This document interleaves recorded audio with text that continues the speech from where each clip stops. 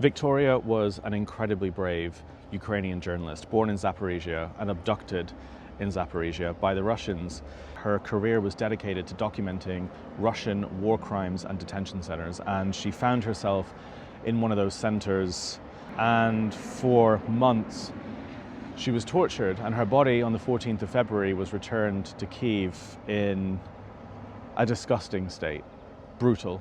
And it's important to talk about this, and I won't hide away from this because this is what Russia is and people need to know what Russia does. Her body was returned without her eyes, without her organs. Her brain had been removed. There were signs of electric shocks all over her body, because this is what Russia is. I was in Syria a few months ago after the fall of Assad, and I interviewed people who had been held in detention centers set up by Russian officials that had exactly the same stories of torture, of electrocution, because this is the Russian mentality and this is what Russia exports around the world. And there's a coalition of 45 journalists that has been set up called Forbidden Stories, and you should read their work, it's incredible.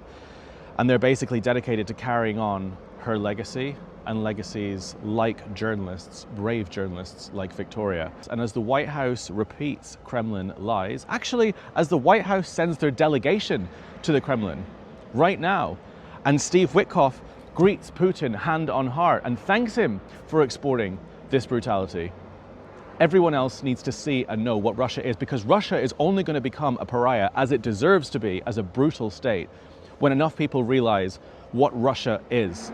And what happened to Victoria is what Russia is.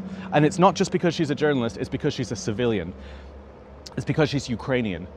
And this is what Russia has done endlessly to civilians in this country. And if Putin gets what he wants, and if Trump gives Putin what he wants, the fate of Victoria is going to be the fate of every single innocent civilian in Ukraine currently held in occupied Russian territories, because this is what Russia does to everyone.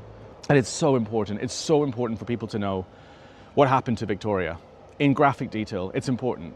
And truth matters now more than ever, because misinformation is flooding our airwaves, it's flooding our televisions, it's polluting our news feeds, and Russian narratives are even going to be under this video saying it's a lie, saying that nothing happened to her, or saying that she deserved it.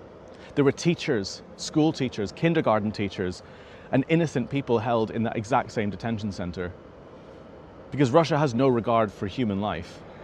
And they did this to Victoria to hide the truth as well. They do this to journalists endlessly. They bombed a hotel about a 10-minute drive from here in Kramatorsk. They bombed Ria, the restaurant, a 15-minute drive from here, filled with journalists, because they want to hide the truth. And this is what the truth is. And if you care about the truth, then read the stories that have been published by Forbidden Stories and the journalists at Forbidden Stories, and share this and share the truth about what the fuck Russia is and always will be.